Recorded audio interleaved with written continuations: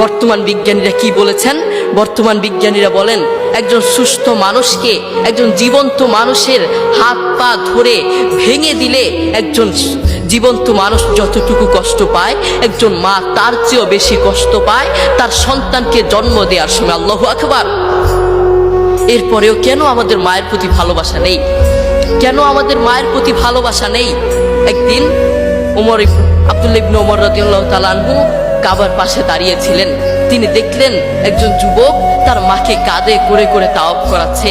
আব্দুল্লাহ ইবনে ওমর রাদিয়াল্লাহু তাআলা আনহু তার দিকে তাকিয়ে থাকলেন। এরপর যুবকটি আব্দুল্লাহ ইবনে ওমর রাদিয়াল্লাহু তাআলা আনহুর কাছে এসে বললেন, আমি কয়েকটা বছর এভাবে আমি আমার মাকে কাঁধে করে বেড়াই, আমি আমার মাকে বাথরুমে নিয়ে যাই কাঁধে করে, আমি আমার মাকে খাওয়াতে নিয়ে যাই কাঁধে করে, প্রত্যেকটা জায়গায় আমি আমার মাকে এভাবে কাঁধে করে নিয়ে যাই। আপনি বলুন, আপনার কাছে আমার প্রশ্ন, আমি কি আমার মায়ের হক আদায় করতে পেরেছি? আমি কি আমার মায়ের হক আদায় করতে পেরেছি?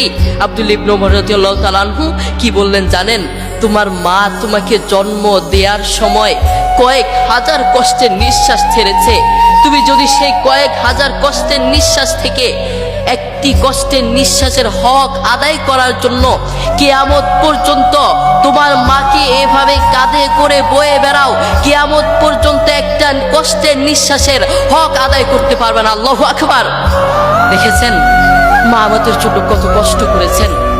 নিজের জীবনের চেয়ে তার সন্তানেরকে ভালোবাসেন। অন্য কারো দিকে না তাকালেও নিজের সন্তানের দিকে তাকান। তবুও বহু কুলাঙ্গার সন্তান তার মাকে ঘর থেকে বের করে দেয়।